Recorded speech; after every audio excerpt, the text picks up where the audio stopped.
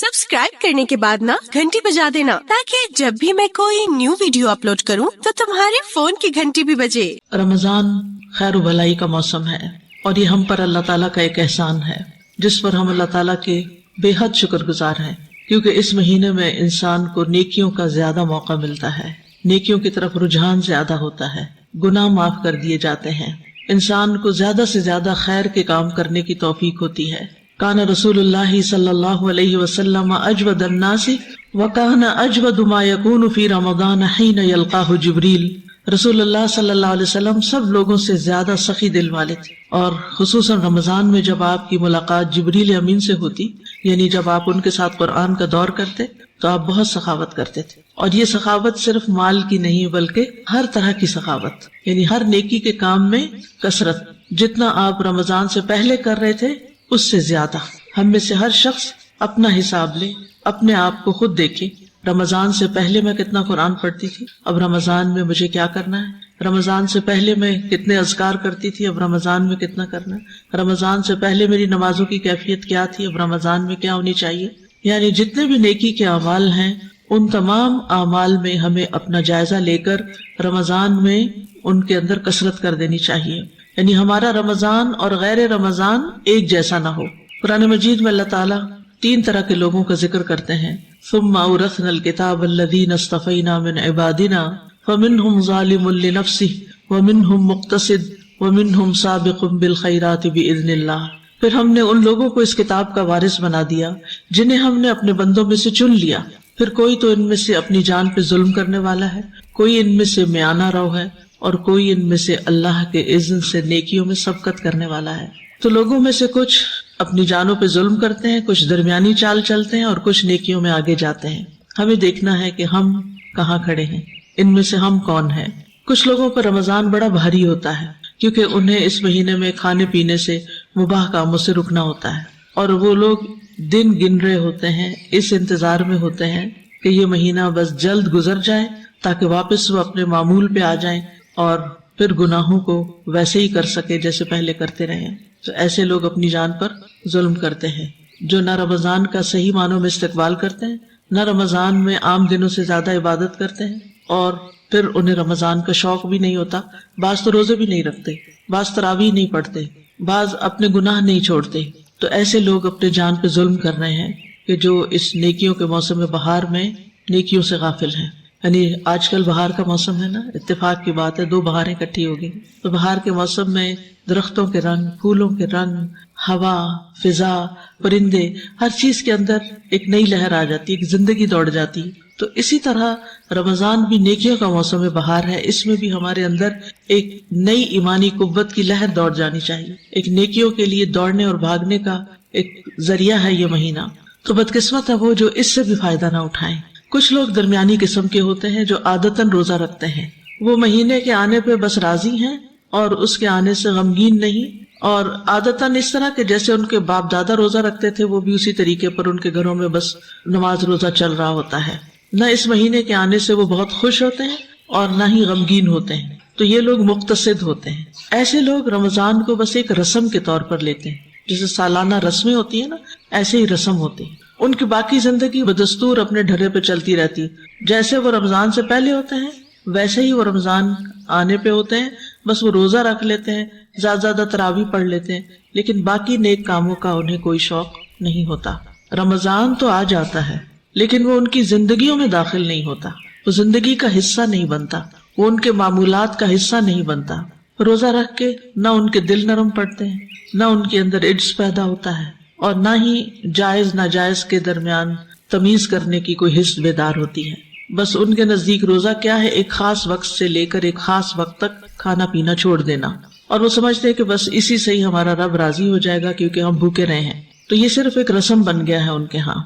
यानी जैसे एक रस्म ना की तो दूसरी कर ली, एक रस्म गुजरी तो दूसरी, और रमजान की रस्म गुजरेगी तो शादियों की रस्म शुरू हो जाएगी, फिर वो भरपूर तरीके से उसमें दाखिल हो जाएंगे और रमजान कहीं गुम जाएगा।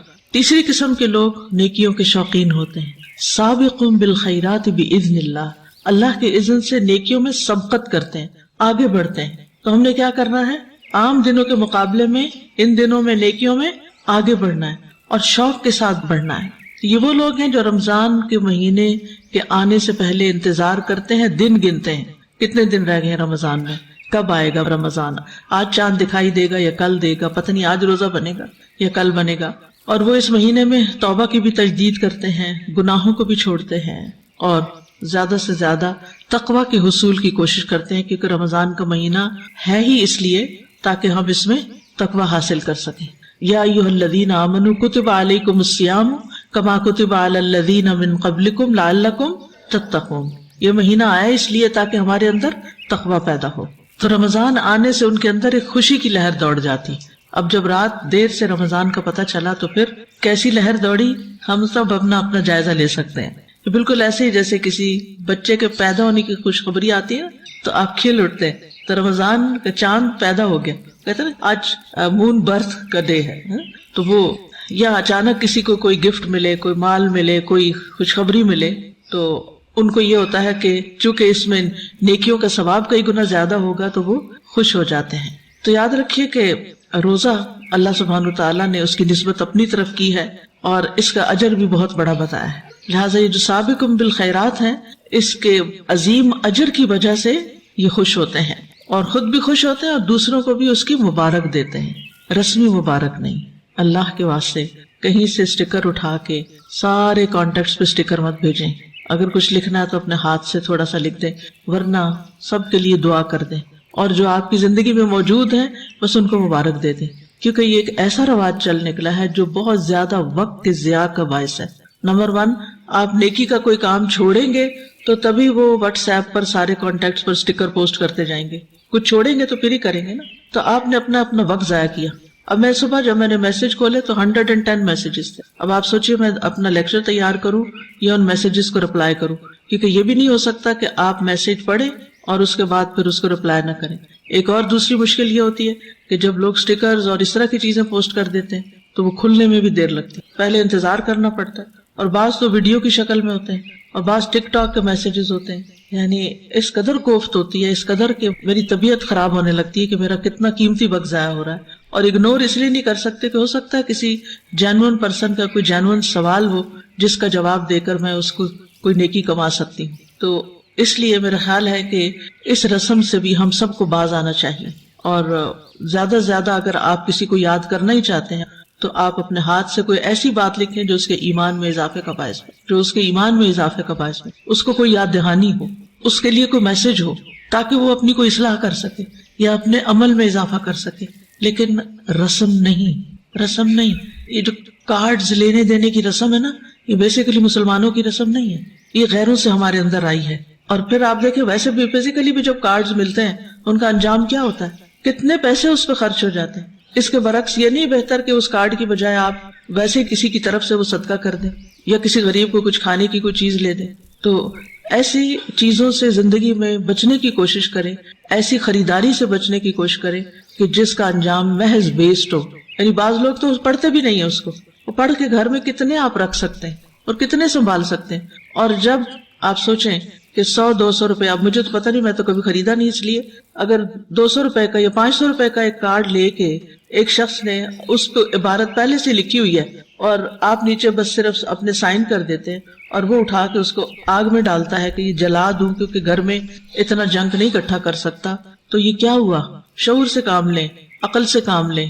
اس کارڈ کا انجام کیا ہوا؟ کیا انجام ہوا؟ آپ نے پیسے ضائع کیے، آپ نے اسراف کیا. آپ ایک اسٹیکی نوٹ پہ، آپ ایک کاغذ کے اوپر کسی کو کوئی میسج لکھ کے دینا دے دیں، یا واٹس ایپ پہ، اب تو سب کے پاس ہی فون ہوتے ہیں، آپ اس کے اوپر میسج اچھا سا کر دیں. لیکن بیکار میں نہ اپنا وقت ضائع کریں نہ دوسرے کا. جب ہماری موت کا وقت ہوگا تو اس وقت ہم کسی کے ایسے میسج پڑھنے پسند کریں گے یا بھیجنے پسند کریں گے، یا صدقہ کرنے کی بجائے ایسے کارڈز اور ایسی فضول چیزیں خریدنے پہ صرف کریں گے؟ آپ کیا چاہیں گے کہ موت کے وقت آپ کے 500 روپے کس کو دیے جائیں؟ کارڈ خریدنے کو دیے جائیں یا کسی غریب کو دیے جائیں؟ کسی غریب کو دیے جائیں. تو ہمیں نہیں پتا اگلا لمحہ ہم پہ کیسا آنے والا ہے. تو زندگی کو وائزلی بسر کریں.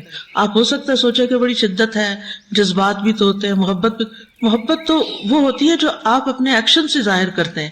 محبت صرف کارڈ خرید کے بھیجنے سے تھوڑی ہوتی ہے. تو اس لیے بہت سمجھداری سے زندگی بسر کریں اور اچھے ٹرینڈ سیٹ کریں، اچھے رواج ڈالیں کہ جس سے نیکیوں اور خیر اور بھلائی کی طرف آگے بڑھیں. جو سابقون ہوتے ہیں وہ سابقون بالخیرات ہوتے ہیں، خیر اور نیکی اور بھلائی کے کاموں میں آگے بڑھنے والے ہوتے ہیں، تو یہ خود بھی خوش ہوتے ہیں اور دوسروں کو بھی مبارک دیتے ہیں۔ امام ابن رجب کہتے ہیں وہ کیسے خوش نہ ہوں جبکہ اس مہینے میں جنت کے دروازے کھول دیے جاتے ہیں اور جہنم کے دروازے بند کر دیے جاتے ہیں اور سرکش شیطان جکڑ دیے جاتے ہیں، یعنی کیوں نہ خوش ہوں؟ جنت کے دروازے کھلے ہیں، خوش ہونا چاہیے، جنت ہمیں پکار رہی ہے، اس کے لیے تیاری کرنا چاہیے، لیکن تیاری ایسے نہیں ہوگی کہ دنیا کے فضول کاموں میں وقت ضائع کر کے، اور جہنم کے دروازے بند کر دیے جاتے ہیں اور سرکش شیطان جکڑ دیے جاتے ہیں تاکہ وہ ہمیں پریشان نہ کریں۔ تو ہر عقل مند انسان ان خوشخبریوں کی وجہ سے اس مہینے کے آنے پہ خوش ہوتا ہے۔ ایسا ماحول بن جاتا ہے کہ انسان اللہ کی طرف پلٹنا آسان سمجھتا ہے۔ اور پھر یہ کہ ہر رات اللہ تعالیٰ لوگوں کو جہنم سے آزاد کرتے ہیں، تو ہر رات دعا کرنی چاہیے کہ اللہ میری جان کو آپ جہنم سے آزاد کر دیں، مجھے جہنم سے بچا لیں۔ اور یہ ہر رات ہوتا ہے، اور یہ لوگ اتقا ہیں جو آگ میں کبھی داخل نہیں ہوں گے، جن کو آگ سے آزاد کر دیا جائے گا ایک دفعہ، تو پھر یہ جہنم میں داخل نہیں ہوگے، کہ کچھ لوگ جنت میں جائیں گے مگر جہنم سے ہو کر۔ تو ہمیں اس مہینے میں زیادہ سے زیادہ وقت توجہ کے ساتھ اپنی عبادت کی طرف گزارنا چاہیے۔ روزہ پچھلی شریعتوں میں بھی رہا ہے اور اللہ سبحانہ وتعالیٰ نے قرآن مجید میں اس کا ذکر کیا ہے، اور پھر یہ ہے کہ صفات مختلف رہی ہیں، حج بھی مختلف شریعتوں میں رہا ہے۔ ابراہیم علیہ السلام سے کہا گیا تھا وَأَذِّن فِي النَّاسِ بِالْحَجِّ، اور پھر یہ ہے کہ زکوٰۃ بھی مختلف شریعتوں میں رہی ہے۔ عیسیٰ علیہ السلام نے کہا تھا کہ وَأَوْصَانِي بِالصَّلَاةِ وَالزَّكَاةِ مَا دُمْتُ حَيًّا۔ تو بہرحال اللہ سبحانہ وتعالیٰ چاہتا ہے کہ ہم زیادہ زیادہ اس کے قریب آ جائیں، اور اس کے لیے اس نے یہ رمضان کا مہینہ رکھا ہے۔ اگر کوئی بندہ شکر گزار ہے تو اللہ تعالیٰ اس کو عذاب نہیں دینا چاہتا۔ ما یفعل اللہ بعذابکم ان شکرتم وآمنتم وکان اللہ شاکرا علیما۔ اگر ہم نیک کام کرتے رہیں گے تو انشاءاللہ اللہ تعالیٰ کے غضب سے بچ جائیں گے، اور اس کے لیے ضروری ہے کہ ایک طرف نیکیاں کریں اور دوسری طرف اہم ترین چیز جو تقوی والی ہے۔ تقوی کا مطلب ہوتا ہے بچنا۔ کس چیز سے بچنا ہے؟ زبان کے غلط استعمال سے، رویے میں غلط چیزوں سے، کیونکہ نبی صلی اللہ علیہ وسلم نے فرمایا، بخاری کی حدیث ہے، من لم يدع قول الزور والعمل به فليس لله حاجة في ان يدع طعامه وشرابه۔ جو شخص جھوٹ اور فریب کاری ترک نہ کرے تو اللہ کو اس کی کوئی ضرورت نہیں کہ وہ روزے کے نام سے اپنا کھانا پینا چھوڑ دے۔ تو روزہ صرف کھانا پینا چھوڑنے کا نام نہیں، بلکہ کس چیز کو چھوڑنا؟ جھوٹ اور فریب کاری اور فضول کام، فضول باتیں، لغویات، بے مقصد باتیں۔ اور یاد رکھیے اللہ تعالیٰ کو ہمارے روزوں کی ضرورت نہیں ہے، اللہ تعالیٰ بے نیاز ہے، اللہ تعالیٰ کو ہماری اطاعت کی کوئی ضرورت نہیں۔ ہم اس کو نہ کوئی فائدہ پہنچا سکتے ہیں اور نہ ہی نقصان پہنچا سکتے ہیں۔ ہماری عبادت سے اس کی بادشاہت میں اضافہ نہیں ہوتا، اور ہماری عبادت نہ کرنے سے اس کی بادشاہت میں کوئی کمی نہیں ہوتی۔ یہ تو ہماری زندگی کا مقصد ہے کہ ہم اس کی عبادت کریں۔ وما خلقت الجن والانس الا لیعبدون۔ تو رمضان کیوں آیا ہے؟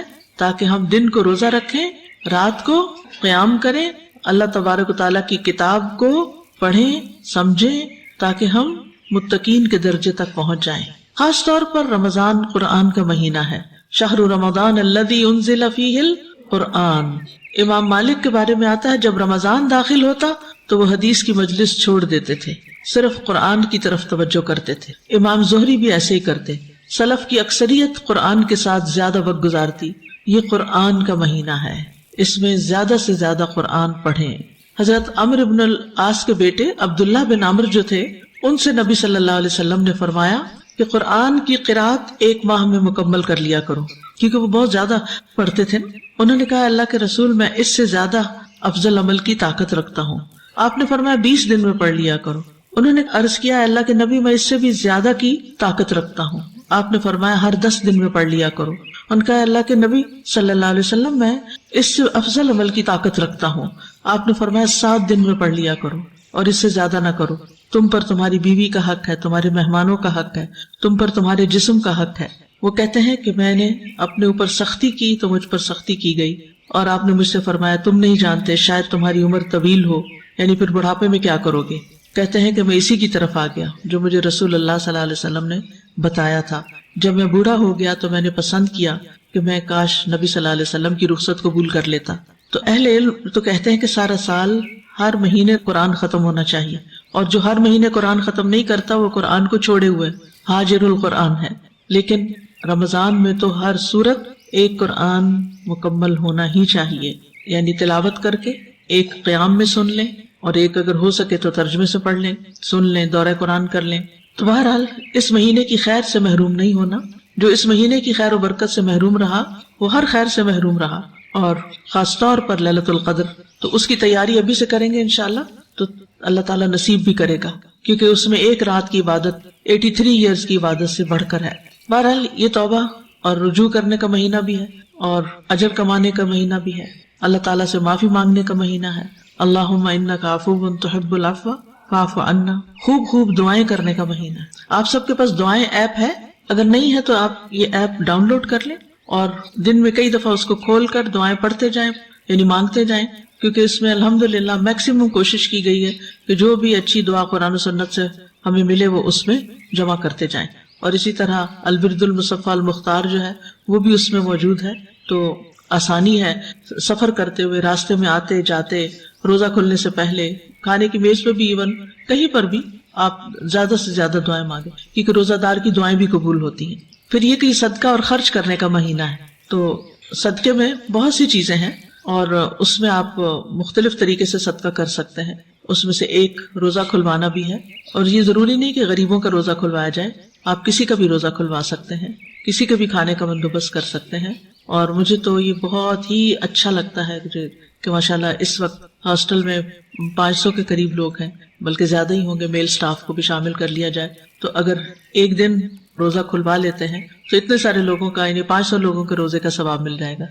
تو انشاءاللہ ابھی آنے سے پہلے امارہ نے سب سے پہل کی تھی کہ میں نے کھلوانا ہے روزہ، آج کا انشاءاللہ اس کی طرف سے ہوگا، تو پیسے جمع کرا دیے. تو آپ بھی یہ کر سکتے ہیں کہ یعنی ایک ایک کلاس، ایک ایک گروپ مل کے بھی کر سکتے. مجھے معلوم ہے کہ اسٹوڈنٹ لائف میں اتنے پیسے نہیں ہوتے، لیکن نیکی کرنے کا ایک رجحان ہمارے اندر ہونا چاہیے. آپ اپنے پیرنٹس کو کہہ سکتے ہیں وہ کنٹریبیوٹ کریں، ہاسٹل اسٹوڈنٹس کے لیے کھانے کا انتظام کریں. اسی طرح اور جگہوں پر بھی آپ اپنے خاندان کے سارے لوگوں کو دیکھیں کہ کہاں کہاں کون ضرورت مند ہے، کس کو میں کیا بھجوا سکتی ہوں. کیونکہ اس وقت جو مہنگائی کی صورتحال ہے اور ہر روز جس طرح بڑھ رہی ہے، اچھے اچھے گھرانے جو ہیں اس کی زد میں ہے. آپ یقین کریں صبح میں جب سحری کھا رہی تھی تو میرے اندر ہی اندر ایک تکلیف دوڑ رہی تھی کہ میں تو یہ کھا رہی ہوں. یعنی وہ ایک ہمدردی اور یکجہتی کا وقت ہوتا ہے نا، کہ سارے لوگ اس وقت کچھ کھا رہے ہیں، یعنی سحری کے وقت پتہ نہیں کیا کھا رہے ہوں گے، پتہ نہیں آج کوئی بھوکا تو نہیں رہا. یعنی ایک عجیب سی دل میں تکلیف آ رہی تھی. تو اس اعتبار سے بھی اپنے خاندان، اپنے نیبرہڈ، اپنے قریب کے لوگوں اور ان سب کا ضرور جائزہ لیں، اور اللہ نے آپ کو جو بھی توفیق دی ہو آپ اس میں خرچ کر سکتے ہیں. اور پھر صرف ایک یہی خرچ نہیں ہے، اس کے علاوہ بھی آپ دیکھیں کہ باقی جو پروجیکٹس آ رہے ہیں ان کے اندر آپ خرچ کر سکتے ہیں. اس وقت بلڈنگ کی جیسے چلر کے ابھی تک ٹارگٹ پورا نہیں ہوا ہمارا، چلر میں یہ جو گرمیاں آ رہی ہیں آگے، اور کہہ رہے ہیں کہ رمضان کے اندر ہی گرمی کی لہر آنے والی ہے، تو اس کے اندر آپ ڈونیٹ کر سکتے ہیں. پھر الحمدللہ AIS کی نئی بلڈنگ کا افتتاح ہو چکا ہے ٹاپ سٹی میں. اس کے اندر چاہے آپ ایک اینٹ کے پیسے ڈالیں، یعنی اس بلڈنگ میں جو ساتھ والی ہے اس میں بہت ساری بچیاں جو تھیں انہوں نے اپنے اپنے حصے ڈالے تھے، تو وہ جب تک اسکول کھڑا رہے گا، جتنے بچے آتے جاتے رہیں گے، انشاءاللہ تعالیٰ آپ کے لیے صدقہ جاریہ ہوگا. پرسوں میں اپنی بہن کی طرف گئی تھی، اس کی ٹوئنز ہیں چھوٹی چھوٹی، تو وہ مونٹیسری میں ہے. کہتی باجی یہ واپس آتی ہیں سارا دن جو باتیں کرتی ہیں اللہ اللہ کی باتیں کر رہی ہوتی. مجھے اتنی خوشی ہوئی کہ کہتی ہے کہ گاڑی پہ بیٹھی تو کہتی اللہ اکبر استغفر اللہ، اور بالکل چھوٹی چھوٹی. یہ کہاں سے سیکھی؟ اسکول سے سیکھی یہ باتیں. تو ظاہر ہے کہ جنہوں نے اسکول بنانے کا اور چلانے کا اور پڑھانے کا انتظام کیا، چاہے کسی بھی جگہ کیسے بھی کوئی بھی کنٹریبیوشن ہے وہ ایک اجر و ثواب کا باعث ہے. تو ان کاموں میں ہمیں پیچھے نہیں رہنا چاہیے. اسی طرح کچھ اور چیزیں بھی آپ کے سامنے آ سکتی. یعنی میں تو یہ دعا کرتی ہوں کہ یا اللہ جہاں ایسی ضرورت ہے نا تو آپ خود سامنے لے آ، جو جینون ضرورت ہو کسی کی. تو اللہ تعالیٰ ہمیں توفیق بھی عطا کرے کہ نبی صلی اللہ علیہ وسلم رمضان کے مہینے میں عام دنوں سے زیادہ سخاوت کرتے تھے، اجود الناس. اور پھر جب انسان رمضان کی برکت ہوتی ہے، روزے کی حالت میں ہوتا ہے، قرآن پڑھا ہوا ہوتا ہے اور صدقے کی طرف رجحان ہوتا ہے، تو انسان زیادہ سے زیادہ پھر خیر کے کاموں میں حصہ ڈالتا ہے. تو کچھ لوگوں کو میں نے دیکھا ہے کہ وہ مختلف کیٹیگریز بنا لیتے ہیں جو بھی ان کے پاس ہوتا ہے، اور پھر ہر کیٹیگری میں کچھ نہ کچھ ڈالتے جاتے ہیں. تو یہ مہینہ سستی کرنے کا مہینہ نہیں ہے کسی بھی معاملے میں، صرف سوتے رہنے کا مہینہ نہیں ہے، صرف بہترین افطار بنانے کا مہینہ نہیں ہے کہ آپ افطاری میں بے شمار اپنے لیے پکوان بنا لیں، بلکہ کوشش کریں کہ کم سے کم ہو اور باقی جو ہے وہ دوسروں کو دینے والے ہوں. پھر اسی طرح یہ قیام ہے تو قیام میں سستی نہیں کرنی، دن کو اتنا آرام ضرور کر لیں کہ جس کی وجہ سے آپ کا قیام اللیل اچھا ہو سکے، کیونکہ یہ محنت کا مہینہ ہے۔ غزوہ بدر رمضان میں ہوئی، فتح مکہ رمضان میں ہوئی۔ اس سے کیا پتہ چلتا ہے کہ رمضان کی وجہ سے بڑے بڑے کام جو کر رہے ہیں ہم، وہ رکنے نہیں چاہیے۔ یہ نہیں کہ استاد کے پاس آ جائے مجھے 1 مہینے کی چھٹی دے دیں، میں 1 مہینے کا گیپ لے رہی ہوں اسٹڈیز میں، کورس میں، تاکہ میں رمضان اچھا سا گزار سکوں۔ آپ ایک ٹیچر ہیں، سینکڑوں لوگوں کو فائدہ پہنچا رہے ہیں، آپ چھٹی لے کے چلے جائیں کہ مجھے عبادت کرنی ہے تو آپ کلاس کسی اور کو دے دیں، میں ذرا گیپ لے کے جا رہی ہوں عبادت کرنے کے۔ نہیں، ہمارا دین ہمیں یہ نہیں سکھاتا کہ ہم عبادت کے نام پر اپنے فرائض سے غافل ہوں۔ ہم اپنے فرائض پورے کریں اور پھر اس کے بعد باقی وقت جو ہے اپنی عبادت کو دیں۔ ہم اپنی فضولیات کو کم کریں، لغویات کو کم کریں۔ پھر آپ دیکھیے کہ ہر نیکی کا اجر جو ہوتا ہے نا وہ 10 گنا ہوتا ہے، لیکن روزے کا اجر جو ہے نا وہ اللہ کے ذمہ ہے، وہ گناہ سے نہیں ناپا گیا، وہ اللہ رب العزت نے دینا ہے، الغنی نے دینا ہے، الرحمن الرحیم نے دینا ہے۔ وہ کتنا ہوگا آپ سوچ ہی نہیں سکتے، لیکن اپنے روزے کو خوبصورت بنائیں، اس کے اندر کوئی ایسی چیز نہیں آنے دیں کہ وہ جگہ جگہ سے پھٹا ہوا ہو، کہیں آپ نے کسی کو طنز کر دیا، کسی کو تکلیف دے دی، کسی کو کوئی بات سنا دی، کسی کے ساتھ کچھ کر دیا۔ نہیں، ضبط نفس روزہ کیا سکھاتا ہے؟ سیلف کنٹرول، ضبط نفس۔ تو آپ نے ضبط نفس رکھنا ہے۔ کوئی آپ سے لڑائی کرنے بھی آ جائے تو آپ نے کہنا ہے انی صائم، میں روزے سے ہوں، میں نہیں لڑ سکتا۔ جواباً لڑائی نہیں کرنی کسی بھی میڈیا سے، اور خاص طور پر سوشل میڈیا، کیونکہ کچھ لوگوں نے کھیل بنایا ہوا ہے کہ وہ ایک کمنٹ کرتا ہے اور جواباً اس سے بڑی اس کے اوپر یلغار آتی ہے اور برے برے لفظ، اور بعض لوگ تو گالیاں دینا شروع ہو جاتے ہیں ایک دوسرے کو۔ تو ان سب چیزوں میں بہت ہی احتیاط کرنی ہے۔ اور اگر بھوک لگے تو کیا سوچنا ہے، پیاس لگے تو کیا سوچنا ہے، تھکاوٹ ہو جائے تو کیا سوچنا ہے۔ ایک دن ہم اپنے رب سے ملیں گے، ایک دن ہم باب الریان سے داخل ہوں گے اور بالکل سیراب ہو جائیں گے۔ یہ آج کی بھوک اور پیاس کا بدلہ ہوگا۔ اس لیے میں نے اس کا ذکر بھی نہیں کرنا کہ مجھے پیاس لگی ہے، میں نے ذکر بھی نہیں کرنا کہ مجھے بھوک لگی ہے۔ تو ہمیں خوب کوشش کرنی ہے اپنے نفس کے ساتھ، اپنے روزے کے ساتھ، اپنے اوقات کے ساتھ۔ اور ٹارگٹ کیا ہونا چاہیے کہ دل میں تقویٰ پیدا ہو جائے۔ اس کی علامت کیا ہوگی کہ آپ کے دل کے اندر ایک اطمینان آ جائے گا، ان نیک کاموں کی وجہ سے ایک سکون کی لہر دوڑ جائے گی۔ تو جب ہم ارادہ کریں گے، جب ہم طلب کریں گے، جب ہم کوشش کریں گے، تو انشاءاللہ اللہ تعالیٰ ہمیں تقویٰ عطا بھی کریں گے، کیونکہ یہ اصل ٹارگٹ ہے اس مہینے میں اچیو کرنے کا۔ باقی سب تو ذرائع ہیں، چاہے وہ روزہ رکھنا ہے، چاہے وہ قرآن پڑھنا ہے، چاہے وہ ذکر کرنا ہے، چاہے وہ قیام اللیل ہے، چاہے وہ صدقہ خیرات ہے، یہ سارے ٹولز ہیں کچھ اچیو کرنے کے۔ اور وہ اچیومنٹ کیا ہونی چاہیے؟ تقویٰ۔ اور وہ تقویٰ کہاں ہے؟ دل میں۔ اور اپنے دل کو کون پہچانتا ہے؟ ہم خود، کہ اندر جھانک کے دیکھیں وہ پیدا ہو رہا ہے یا نہیں۔ یعنی پورا رمضان آپ نے اپنے اندر جھانکتے رہنا ہے، اپنا حساب کتاب کرتے رہنا ہے، تقویٰ آ رہا ہے یا نہیں۔ اور وہ آئے گا نا تو آپ کی زبان بھی درست ہوگی، آپ کے خیالات بھی درست ہوں گے، اور آپ کے اعمال بھی درست ہوں گے انشاءاللہ۔ اللہ تعالیٰ ہمیں عمل کی توفیق عطا فرمائے، روزے کی، قیام کی، قرات کی، ذکر کی، صدقہ و خیرات کی۔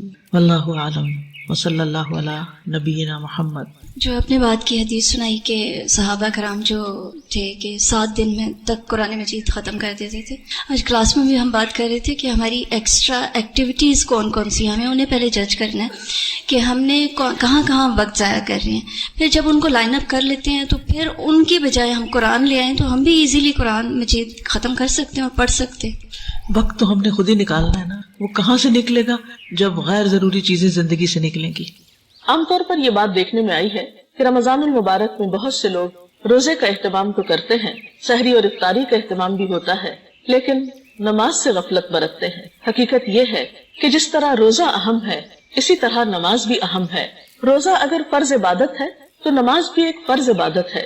رمضان سال میں 1 مرتبہ آتا ہے تو نماز دن میں 5 دفعہ ادا کرنے کا حکم ہے۔ نماز اللہ سبحانہ وتعالی سے ملاقات کا ذریعہ ہے، اپنی محبت کے اظہار کا ذریعہ ہے، اپنی اطاعت کے اظہار کا ذریعہ ہے۔ نماز کے بغیر دین مکمل نہیں ہوتا۔ نماز دین کی بنیاد ہے۔ نماز کو چھوڑنا دین کی بنیادوں کو ہلا دینا ہے۔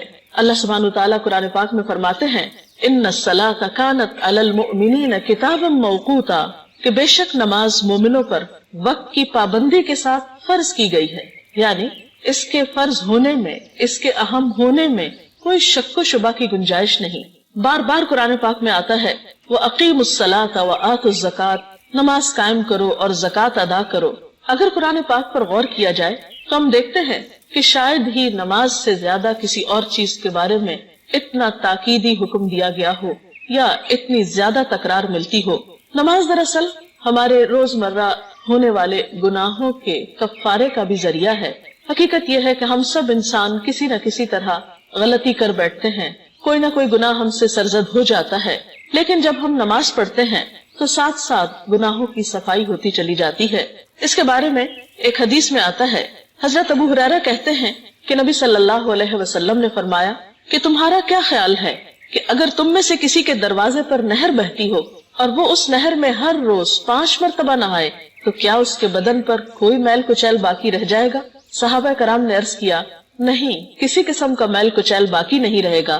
تو آپ صلی اللہ علیہ وسلم نے فرمایا، یہی 5 نمازوں کی مثال ہے، اللہ تعالیٰ ان نمازوں کے ذریعے گناہ مٹا دیتا ہے۔ تو گویا دن میں 5 مرتبہ پاک صاف ہو کر اللہ پاک کے حضور حاضر ہونا انسان کی گناہوں کی معافی کا ذریعہ بھی ہے، اور انسان کے دل پر جو بوجھ آ جاتا ہے ان گناہوں کے ذریعے اس کو اتارنے کا سبب بھی ہے۔ پھر خاص طور پر مرد حضرات اگر مسجد میں جا کر نماز پڑھتے ہیں تو اس کا اجر و ثواب اور بھی زیادہ ہے۔ اللہ سبحانہ وتعالی ان کو اپنے ملاقاتی قرار دیتے ہیں۔ حضرت سلمان سے روایت ہے، نبی اکرم صلی اللہ علیہ وسلم نے فرمایا، جس نے اپنے گھر میں اچھی طرح وضو کیا اور پھر وہ مسجد میں آیا وہ اللہ تعالیٰ کا ملاقاتی ہے، اور میزبان کے لیے ضروری ہے کہ وہ اپنے ملاقاتی کی عزت کرے، یعنی ایسے لوگ عزت کے مستحق ہیں جو خاص طور پر مسجد میں نماز کا اہتمام کرتے ہیں۔ رمضان المبارک میں فرائض کے علاوہ خاص طور پر قیام اللیل کی بہت تاکید ملتی ہے۔ حدیث پاک میں آتا ہے، من قام رمضان ایمانا و احتسابا غفر له ما تقدم من ذنبه، جس نے رمضان میں ایمان اور احتساب کے ساتھ یعنی خالص نیت کے ساتھ اور اللہ تعالیٰ سے اجر و ثواب کی نیت کے ساتھ رات کو قیام کیا یعنی تراویح نماز ادا کی تو اس کے پچھلے گناہ معاف کر دیے جائیں گے۔ تراویح کی نماز بنیادی طور پر ایک نفل نماز ہے۔ نبی صلی اللہ علیہ وسلم سے ہمیں یہ پتہ چلتا ہے کہ آپ نے رمضان کی آخری راتوں میں باجماعت بھی اس نماز کا اہتمام کیا۔ حضرت ابو ذر سے مروی ہے، کہتے ہیں کہ ہم نے آپ صلی اللہ علیہ وسلم کے ساتھ روزے رکھے، آپ نے ہمیں تراویح کی نماز نہ پڑھائی یہاں تک کہ رمضان کے 7 دن باقی رہ گئے، یعنی آخری عشرہ آ گیا۔ 23ویں رات کی 1/3 گزرنے پر آپ نے ہمیں تراویح پڑھائی، پھر آپ نے 24 شب کو نماز نہیں پڑھائی، 25ویں شب آدھی رات گزرنے پر نماز تراویح پڑھائی۔ ہم نے کہا، یا رسول اللہ صلی اللہ علیہ وسلم، کیا ہی اچھا ہو اگر آپ رمضان کی باقی راتوں میں بھی ہمیں نفل نماز پڑھائیں۔ نبی صلی اللہ علیہ وسلم نے فرمایا، جس نے امام کے فارغ ہونے تک امام کے ساتھ قیام کیا یعنی باجماعت یہ نماز ادا کی، اس کے لیے ساری رات کے قیام کا ثواب لکھا جائے گا۔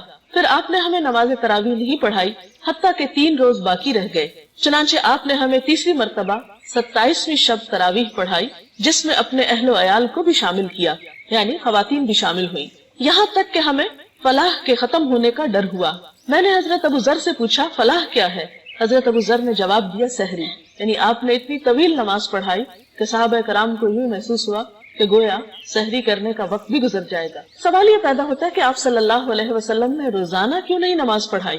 آپ خود تو تہجد کا اہتمام باقاعدگی کے ساتھ کیا کرتے تھے۔ آپ صلی اللہ علیہ وسلم نے 5 نمازوں کے علاوہ رات کا قیام اپنے لیے لازم کر رکھا تھا، لیکن دوسروں کو یہ نماز رمضان کی ہر شب باجماعت نہ پڑھانے کے پیچھے ایک حکمت یہ ہو سکتی ہے کہ اگر آپ ایسا کرتے تو شاید یہ نماز فرض کے درجے کو پہنچ جاتی اور پھر امت کے لیے اس کو ادا کرنا مشقت کا سبب ہوتا، کیونکہ ایک اور روایت سے یہ پتہ چلتا ہے کہ ان راتوں میں لوگوں کا شوق اور ذوق دیکھنے کے قابل تھا، یعنی ہر رات میں پہلے سے زیادہ لوگ نماز میں شریک ہوئے، کیونکہ اس نماز کے پڑھنے کا اپنا ہی ایک لطف ہوتا ہے، کیونکہ خاص طور پر اس میں انسان کو موقع ملتا ہے کہ وہ تراویح میں پورے کا پورا قرآن پاک سن سکے۔ رات کے اس قیام کے علاوہ دن میں مختلف اوقات میں نوافل کا اہتمام کیا جا سکتا ہے، کیونکہ رمضان میں ایک نفل ادا کرنے کا ثواب عام دنوں کے فرض ادا کرنے کے برابر ہے، لیکن یہ یاد رہے کہ نوافل میں اعتدال بہت ضروری ہے۔ حضرت انس کہتے ہیں کہ نبی صلی اللہ علیہ وسلم نے فرمایا، نفل نماز اپنی طبیعت کی خوشی اور شوق کے مطابق پڑھو، جب طبیعت تھک جائے تو بیٹھ جاؤ۔ اس سے یہ بھی پتہ چلتا ہے کہ نفل نماز بیٹھ کر بھی ادا کی جا سکتی ہے، اور جتنی کسی کی استطاعت ہو اس کے مطابق. حضرت عائشہ کہتی ہیں کہ نبی صلی اللہ علیہ وسلم نے فرمایا اپنی ہمت کے مطابق عبادت کرو, اللہ تعالیٰ کبھی نہیں تھکتا, یعنی وہ اجر دینے سے نہیں تھکتا جبکہ تم تھک جاتے ہو. یعنی ایسا نہ ہو کہ تم ایک کام شروع کرو اور اتنا زیادہ شروع کر دو کہ پھر اس کو نبھا نہ سکو, تو یہ عمل پسندیدہ نہیں. حضرت عبداللہ بن عمرو بن العاص کہتے ہیں کہ نبی صلی اللہ علیہ وسلم نے فرمایا اے عبداللہ تم فلاں آدمی کی طرح نہ ہو جانا جو رات کو اٹھا کرتا تھا پھر اس نے اٹھنا چھوڑ دیا. یعنی انسان ایک کام شروع کرے نیکی کا اور پھر کچھ دنوں کے بعد چھوڑ دے تو یہ بات درست نہیں. اس کا یہ مطلب نہیں کہ ہم رمضان میں تراویح کی نماز چھوڑ دیں کہ شاید ہم عام دنوں میں تہجد نہیں پڑھ سکیں گے. نہیں, ہو سکتا ہے کہ اللہ سبحانہ وتعالی ہمیں رمضان میں تراویح کو پابندی سے ادا کرنے کی وجہ سے عام دنوں میں بھی تہجد کی توفیق عطا کرے, کیونکہ تہجد کی نماز ایک بہت خوبصورت نماز ہے. وہ وقت دعاؤں کی قبولیت کا وقت ہوتا ہے اور انسان کے لیے بہت ہی سکون اور اجر کا ذریعہ ہے. نفل نمازوں میں ایک اور نماز جو بہت ہی باعث اجر ہے وہ چاشت کی نماز ہے. اس کے بارے میں حضرت ابو درداء اور حضرت ابو ذر سے ایک روایت ہے کہ آپ صلی اللہ علیہ وسلم نے فرمایا اللہ تعالیٰ ارشاد فرماتا ہے اے آدم کے بچے, دن کے شروع میں میرے لیے 4 رکعت نماز ادا کر, میں تیرے سارے کاموں کے لیے کافی ہو جاؤں گا. یعنی ان رکعتوں کا اتنا اجر و ثواب ہے کہ دن کی باقی بہت سی مشکلات آسان ہو سکتی ہیں. تو آج کی بات کا خلاصہ یہ ہے کہ نماز کی پابندی کی جائے. اگر کوئی شخص نماز ادا نہیں کرتا تو اسے یہ بات اچھی طرح معلوم ہونی چاہیے کہ وہ اللہ تعالیٰ کے حق میں ایک بہت بڑی کوتاہی کا مرتکب ہو رہا ہے. نماز کا چھوڑنا گناہ کبیرہ ہے. انسان سوچے تو اللہ سبحانہ وتعالیٰ نے ہمیں کتنی بے شمار نعمتیں دے رکھی ہیں. ہمارا یہ وجود, کھانے پینے کی نعمتیں, یہ زمین, یہ آسمان, یہ سب کچھ اس نے ہمارے لیے پیدا کیا. سب کچھ اس سے لے کر پھر آخر ہم اسی کو یاد کیوں نہیں کرتے؟ کیونکہ اس کا حکم ہے کہ اقم الصلاۃ لذکری, نماز میری یاد کے لیے قائم کرو. یہ یاد کرنے کا, اس کی ملاقات کرنے کا ایک بہترین طریقہ ہے. اور اگر ہم اس کو اس کے بتائے ہوئے طریقے کے مطابق یاد نہیں کرتے تو یہ اس کی رضامندی حاصل کرنے کا ذریعہ نہیں ہو سکتا.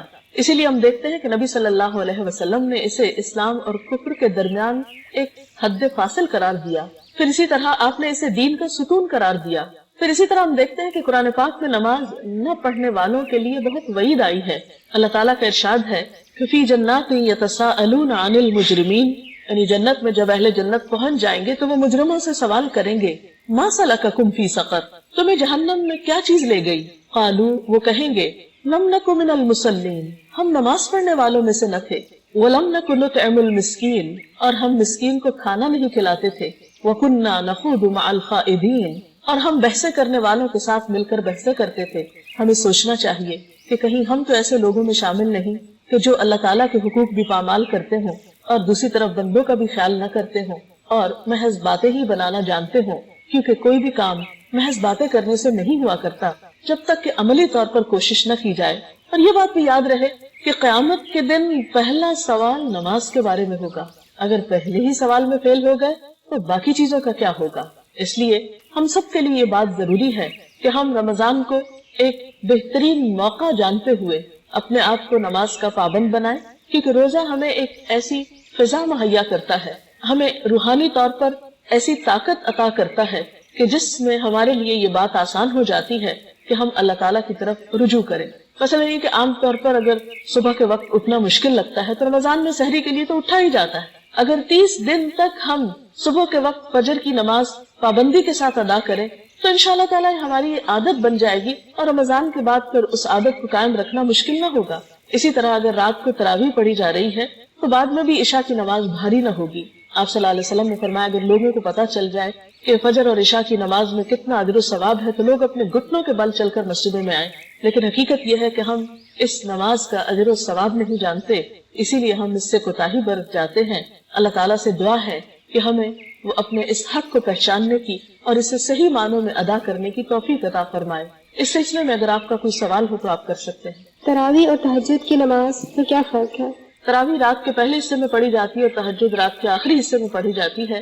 نبی صلی اللہ علیہ وسلم نے جیسے کہ وہ حدیث میں نے آپ کے سامنے بیان کی, ایک رات اس کو رات کے اول حصے میں پڑھا, دوسری رات درمیانے میں اور تیسری رات آخری حصے میں. تو یہ قیام اللیل ہی کے بنیادی طور پر 2 مختلف نام ہیں. میرا آپ سے سوال ہے کہ اگر نماز تراویح نہ پڑھ سکے تو ہو جاتا ہے اس صورت میں؟ جی ہاں, اس لیے کہ روزہ الگ عبادت ہے اور نماز تراویح الگ عبادت ہے، لیکن جان بوجھ کے تراویح چھوڑنی نہیں چاہیے، کیونکہ اس نماز کی تاکید بھی ہے اور اس کا اجر و ثواب بھی بہت ہے، اور قیام کی حالت میں قرآن پاک کا پڑھنا اور سننا قیامت کے دن سفارش کا سبب بھی ہے، تو اس لیے اس کا اہتمام کرنا چاہیے۔ اگرچہ آپ کا روزہ ہو جائے گا تراویح نہ پڑھنے کی صورت میں، بعض اوقات انسان بیمار ہوتا ہے یا کہیں سفر پر ہوتا ہے اور اس میں لمبی نماز پڑھنے کا اس کو موقع نہیں ملتا کسی وجہ سے، لیکن روزہ رکھنے کا موقع مل جاتا ہے تو وہ روزہ رکھ سکتا ہے۔ اور اسی طرح ایک بات یہ بھی ذہن میں رہے کہ بعض لوگ کسی بیماری کی وجہ سے روزہ رکھنے سے قاصر ہوتے ہیں تو وہ تراویح بھی چھوڑ دیتے ہیں، ایسا نہیں کرنا چاہیے۔ اگر کوئی شخص بیماری کی وجہ سے روزہ نہیں رکھ پایا اور وہ تراویح پڑھ سکتا ہے تو وہ تراویح ضرور پڑھے۔ اللہ تعالیٰ سے دعا ہے کہ وہ ہمیں اس رمضان کی برکتوں سے بھرپور فائدہ اٹھانے کی توفیق دے۔ اب اجازت چاہتی ہوں، اللہ حافظ۔